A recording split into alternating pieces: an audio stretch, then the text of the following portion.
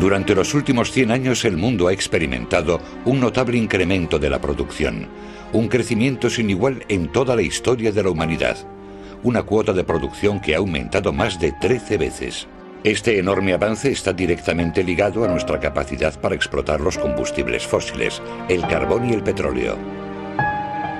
Durante las primeras etapas de la industrialización, las humeantes chimeneas, las gras y los hornos de fundición eran importantes símbolos de poder, optimismo y dinero. Pero el progreso tiene un precio. En el siglo XX, millones de personas murieron de cáncer de pulmón y de enfermedades cardiovasculares, debido sobre todo al alto nivel de polución que había en el aire de las grandes ciudades de todo el mundo. Ciudades bajo el humo.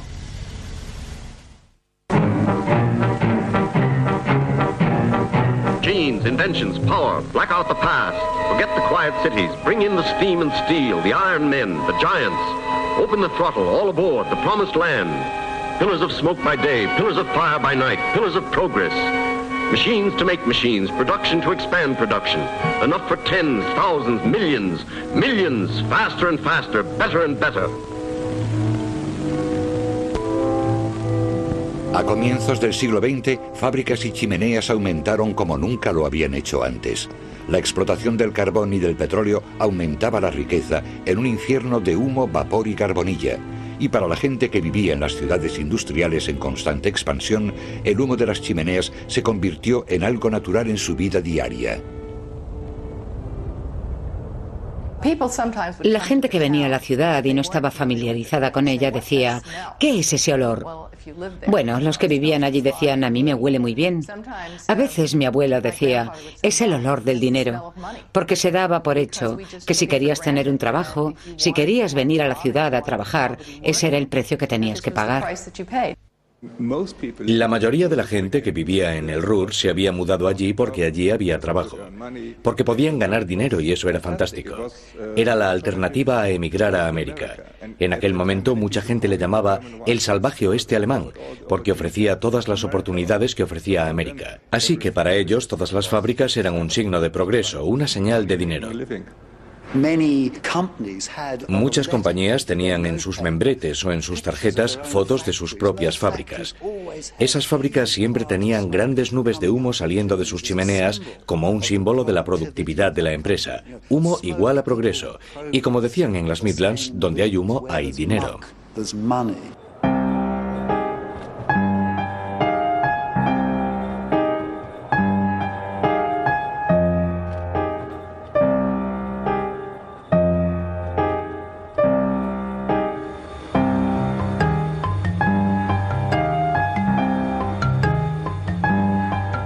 La zona del Ruhr, en Alemania, es la zona industrial más grande de Europa.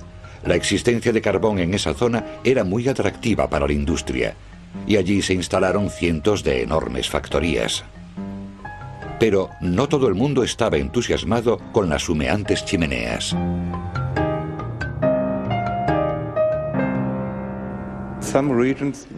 Algunas zonas estaban más o menos reservadas para la industria, es decir, que no se protegía a la naturaleza.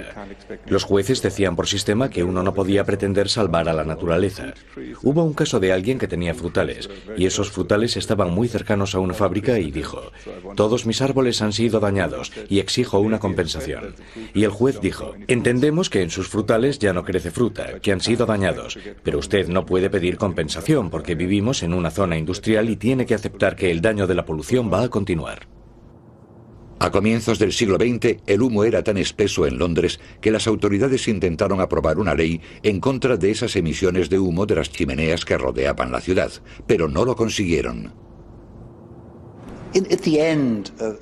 A finales del siglo XVIII había mucha gente alerta sobre lo que suponía el problema del humo y querían eliminarlo. Aún así tenían que consentir el humo para que la gente calentase sus casas. Intentaron eliminar el humo, que era negro, pero por supuesto las industrias argumentaron, mi humo no es negro, mi humo es marrón. Eso no estaba recogido en la legislación, así que este vacío legal permitía que en última instancia quedase impune. La producción en los centros industriales no paraba ni de día ni de noche, año sí y año también, casi sin interrupción. Una de las pocas veces en las que el humo desapareció del cielo fue en 1923 en la zona del Ruhr. Las tropas francesas invadieron el área industrial porque el gobierno alemán se había negado a pagar la compensación a Francia después de la Primera Guerra Mundial. Y como protesta, los trabajadores alemanes se pusieron en huelga. Como fue una huelga general, toda la producción industrial se paralizó de la noche a la mañana. Y durante toda la primavera y el verano no hubo producción industrial. Así que de repente el aire estaba lo suficientemente limpio como para que los árboles y todo lo demás comenzase a brotar otra vez. Hay informes de gente que vivía allí que decía: mira, esto es increíble, los árboles han crecido mucho más y la fruta, tenemos más fruta y podemos comerla.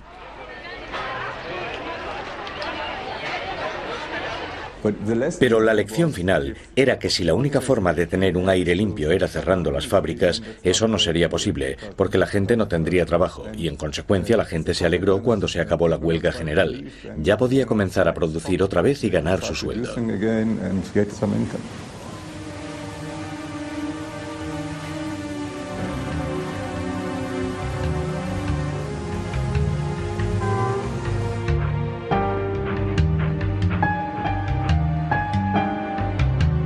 En los años 30 la gente se dio cuenta de que el humo de las chimeneas no era solo un signo de riqueza y prosperidad. Los miles de toneladas de carbonilla que se vertían sobre las mayores urbes del mundo eran una enorme carga económica para la sociedad. Solo en Inglaterra se emplearon 200.000 personas en lavanderías y se gastaron enormes cantidades de dinero para limpiar las ventanas de las oficinas y los edificios públicos. Al mismo tiempo, en las ciudades crecía cada vez más la preocupación de la gente por la salud de sus hijos y sus vidas a causa de las emisiones de humo. Few children get all the vitamin D that they need in their food, but they can make all that is necessary if enough sunlight falls on their skins. If they don't get enough sunlight or enough vitamin, they will develop rickets and bad teeth. Now these children here are getting artificial ultraviolet radiation in order to protect them from rickets.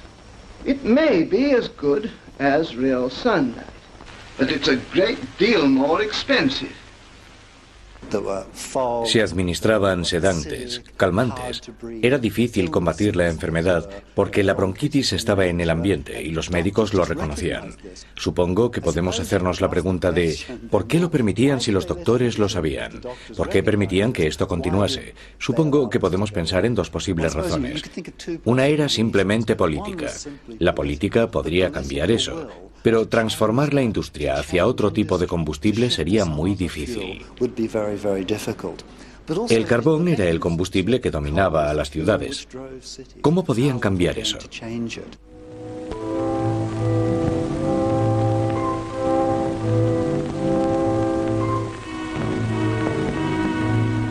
Voces críticas comenzaron a atacar las consecuencias del progreso industrial. Aquí tenemos un documento norteamericano de 1939 que describe una de esas consecuencias sobre la pequeña ciudad industrial de Donora, en el estado de Pensilvania. Smoke makes prosperity, they tell you here. Smoke makes prosperity, no matter if you choke on it. We got to face life in these shacks and alleys. We got to let our children take their chances here with rickets, typhoid, TB, or worse. They draw a blank, the kids. They have no business here, this no man's land, this slag heap wasn't meant for them. There's poison in the air we breathe, there's poison in the river. The fog and smoke below ride up and choke us.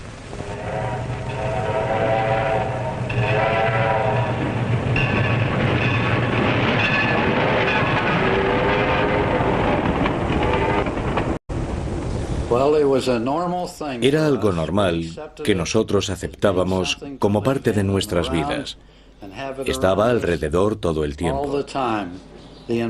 Aquel ambiente era algo normal para nosotros porque crecimos con él. No se veía mucho el sol aquí en Donora, porque había mucho humo de las fábricas de acero y de zinc. Lo producían sin parar. Creo que no entendíamos que existían el sol, la vegetación y paisajes bonitos como había en muchos otros sitios. Porque en aquellos tiempos, un buen día para nosotros era ir de viaje a Pittsburgh.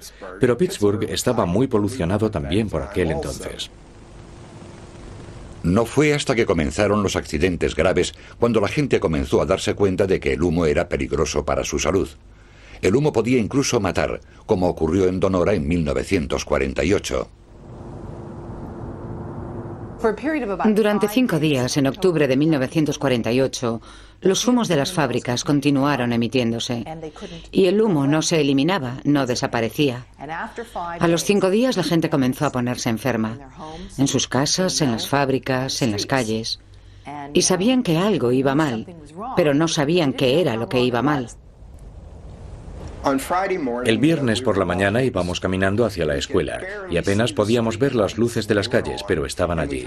Y apenas se veían las señales de tráfico a lo largo de la avenida McKean. No entendíamos realmente que se estaba gestando una tragedia en nuestra comunidad.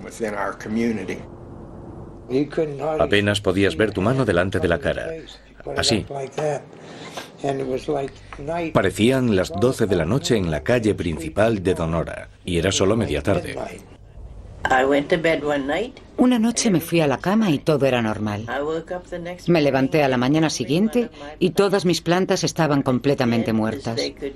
La violeta africana, los cactus... Y ya he olvidado cuáles eran las otras. Pero estaban muertas y nunca revivieron. La gente empezó a llamar a los bomberos porque no podían respirar. Así que les llevamos oxígeno para que pudiesen respirar.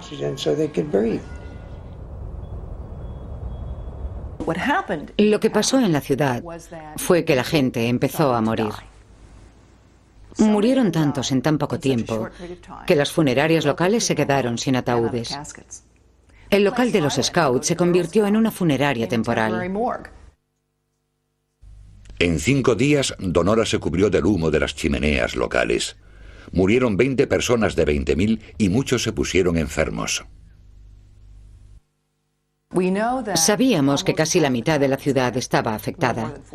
Más del 40% tenía algún síntoma a causa del humo. Pero lo que pasó después fue que durante mucho tiempo permaneció una gran polución que enfermó y empeoró la vida de otros muchos. Mi abuela tuvo un ataque a causa del humo, pero no murió. Así que ella no forma parte de aquellas estadísticas de Donora. Mi abuela murió cuando tuvo el 25º ataque, 7 años después.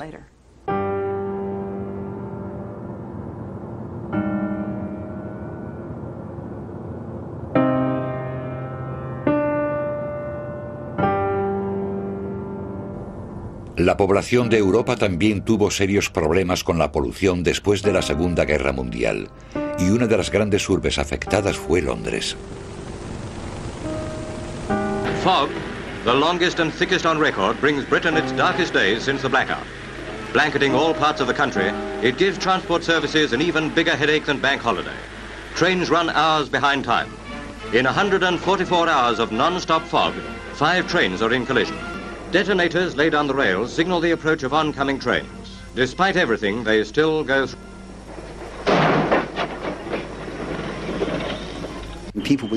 La gente estaba acostumbrada a la niebla, pero la del año 52 era extraordinariamente espesa.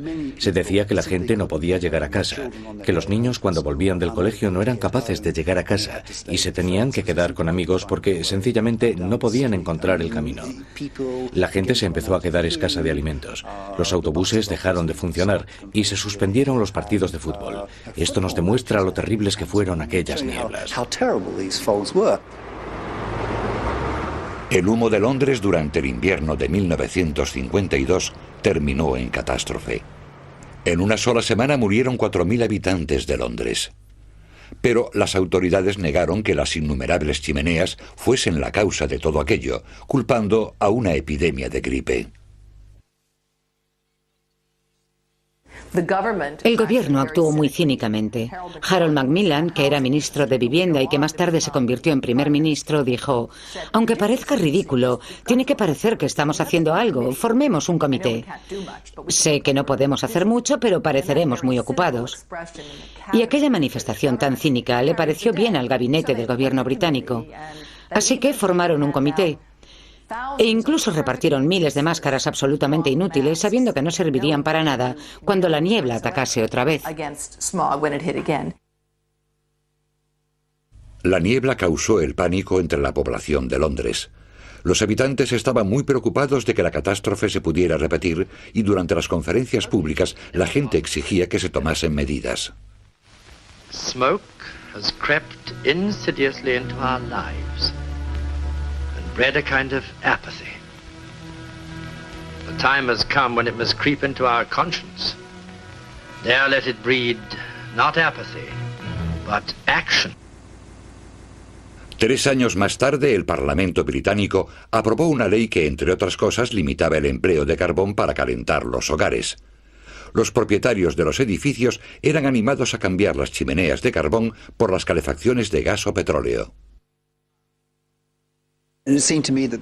Yo creo que la ley del 56 no fue realmente lo que eliminó la polución del aire. Fue mucho más importante lo que la ley del 56 supuso para recortar la libertad de las personas. Ya no tenías libertad para utilizar la chimenea en tu casa como te diera la gana. Donora y Londres supusieron un punto y aparte. Ya no era posible negar que la polución del aire podía matar a la gente. Estos episodios dejaron claro que había que limpiar el aire si pretendíamos proteger la salud.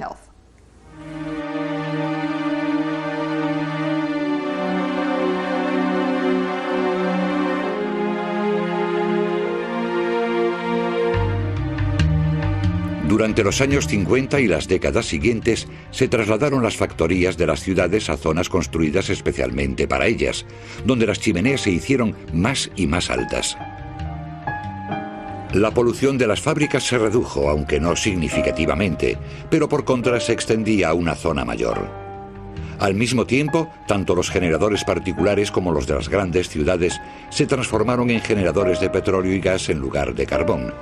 Consecuentemente, el aire ya no se vería afectado por el espeso humo de las grandes chimeneas. Sin embargo, apareció un nuevo tipo de polución que amenazaba el aire de las grandes ciudades de todo el mundo.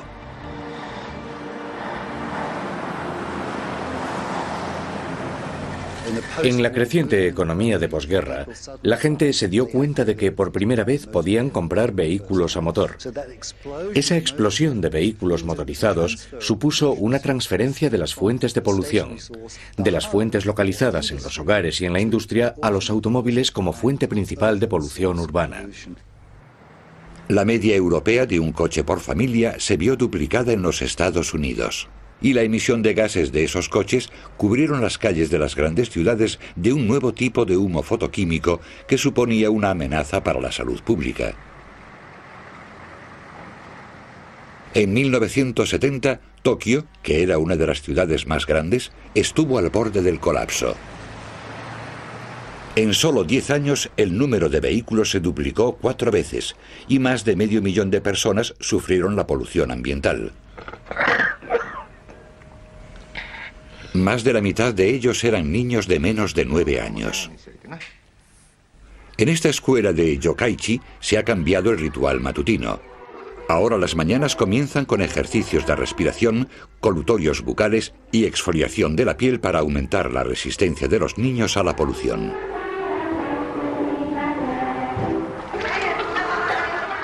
La escuela ha instalado un filtro de aire, así los niños pueden respirar aire limpio al menos durante un par de horas.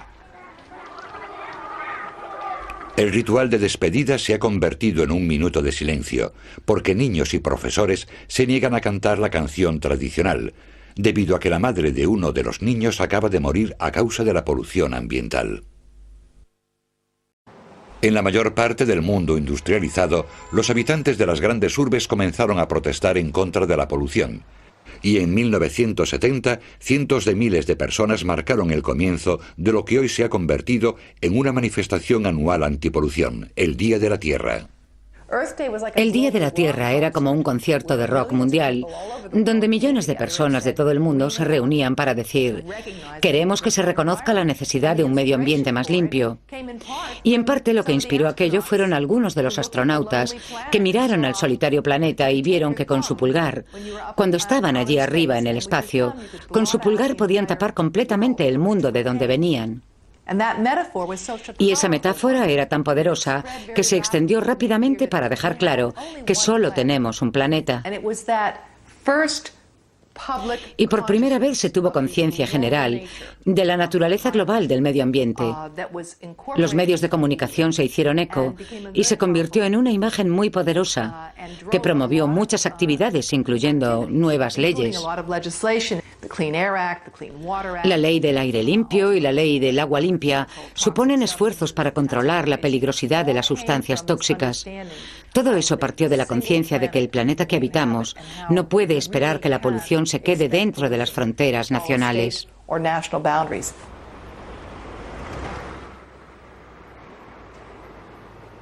Durante los años 70 quedó claro que no solo las ciudades estaban bajo la influencia de la polución industrial y del aumento constante del tráfico, porque los gases venenosos no respetan las fronteras de ciudades o países, sino que se revierten en lluvia ácida sobre la hasta ahora impoluta naturaleza. Entonces, expresiones como lluvia ácida o deforestación comenzaron a acaparar la atención pública. En los años 80, en Alemania, con respecto a la lluvia ácida, todo el mundo, mucha gente tenía miedo. Había mucho miedo. Por ejemplo, se proclamaba que en el año 2000 no habría un solo árbol en toda Alemania, lo que por supuesto en aquel momento a la gente le causaba pánico. De repente estaba claro para todos que teníamos que hacer algo respecto a la polución ambiental. Había más interés que nunca por parte de los gobiernos por invertir dinero en la aprobación de leyes, y las cosas cambiaron mucho. La industria tendría que instalar filtros y aplicar nuevas técnicas. Se aprobaron nuevas leyes para que los coches no contaminaran tanto como antes. Se introdujeron catalizadores en Alemania y también en el resto de Europa. Fue una transformación europea.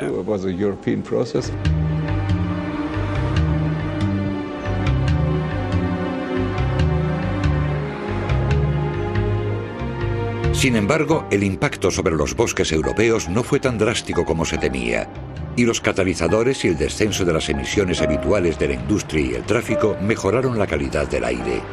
Durante los 20 años siguientes, la cantidad de sulfuro descendió a 1/10 parte, y los llamados óxidos de nitrógeno de las emisiones de los coches también se redujeron, a pesar de que el incremento del número de vehículos era un factor extra a añadir. El aire en las grandes ciudades contenía peligrosas cantidades de monóxido de carbono, carbonilla y otras partículas, y a pesar de las mejoras, a comienzos de los 90, Los Ángeles todavía estaba altamente contaminada. They go to the nurseries and play, but the playtime is restricted. Children with asthma or elderly citizens are required to stay in the home because the air quality is so bad. When did you wash this car? I washed this car yesterday morning, and as the winds came in, as you can see here, smog is back already.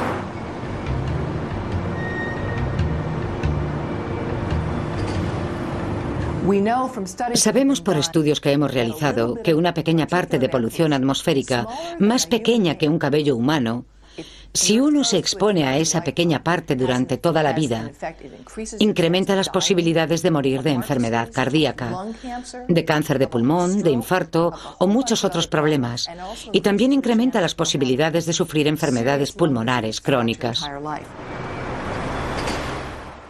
Según la Organización Mundial de la Salud, cada año mueren unas 800.000 personas por polución ambiental. La mayoría de ellas en las grandes ciudades en crecimiento del mundo en desarrollo. Ahora mismo hay 24 ciudades con una población de más de 10 millones de personas. Y 3 de cada 4 de las ciudades más grandes están en los países en desarrollo. En estas grandes ciudades hay millones de niños que no tienen sus necesidades básicas cubiertas. Y por encima de todo eso, tenemos grandes cantidades de autobuses y camiones diésel y pequeños coches causando polución, furgonetas, taxis e industria. Las grandes ciudades de las zonas del mundo pobre crecen tan rápidamente que las autoridades han pasado por momentos difíciles. En Calcuta, la India, la polución a causa de las chimeneas y los vehículos supone un problema para los pulmones de los habitantes comparable a fumar 20 cigarrillos al día. Y en una de las ciudades más polucionadas del mundo, Ciudad de México, el aire es espeso como el humo. De vez en cuando las escuelas de la ciudad tienen que cerrar y durante un episodio de humo especialmente peligroso, los habitantes podían ver cómo los pájaros caían muertos del cielo en muchas de las grandes plazas de la ciudad. Está claro que la densidad de población y la carencia de infraestructuras básicas es tal que si solo nos preocupamos del crecimiento de esos países, estaremos básicamente condenando a generaciones de niños a unas vidas limitadas. No hay duda de que tenemos que invertir mucho más en una energía eficiente y en energías renovables y no esperar 20 años a que las supereconomías vean lo que puede suceder. En la ciudad sudafricana de Durban, casi 300.000 personas viven en el centro industrial de una gran ciudad. Viven pegados a grandes refinerías y a fábricas que emanan toneladas de sulfuro y otras sustancias peligrosas sobre la ciudad a través de sus chimeneas, en detrimento y perjuicio de los residentes locales. Huele mal, como un huevo podrido. No creo que a nadie le guste olerlo. Huele fatal. A veces, cuando el olor es muy fuerte, me cuesta respirar y toso mucho. A veces algunos niños se marean. ¿Puedes ver la polución cuando se acerca o solo la hueles? Solo la huelo. Tenemos muchos ejemplos de niños con problemas respiratorios a causa de la polución. Niños que han sido hospitalizados y necesitan atención médica. El colegio se ha cerrado en numerosas ocasiones. Los médicos de Durban han hecho análisis a 300 estudiantes de las escuelas locales. La investigación mostró que estos estudiantes ostentan un récord mundial muy preocupante. Realizamos un estudio y descubrimos que muchos niños no acudían a la escuela de forma regular a causa de su condición de asmáticos.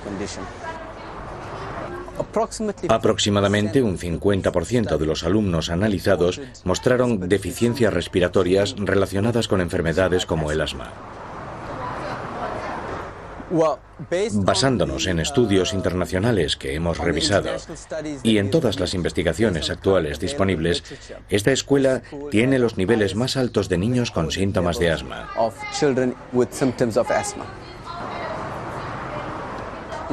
Esto tiene un gran impacto en la vida de un niño. Faltas de escolaridad, faltas de atención en clase. Estas faltas repetidas en la escolaridad suponen que a largo plazo estos niños no van a obtener un buen nivel, no van a encontrar un trabajo lo suficientemente bueno. Así que la polución atrapa a estos niños en un círculo vicioso de pobreza. Cuando a comienzos del siglo XX la industrialización se extendió de forma masiva, las chimeneas humeantes se convirtieron en símbolo de progreso y riqueza. Sin embargo, hoy podemos decir que estamos más que avisados del precio que hay que pagar por nuestro progreso, especialmente en los países en desarrollo.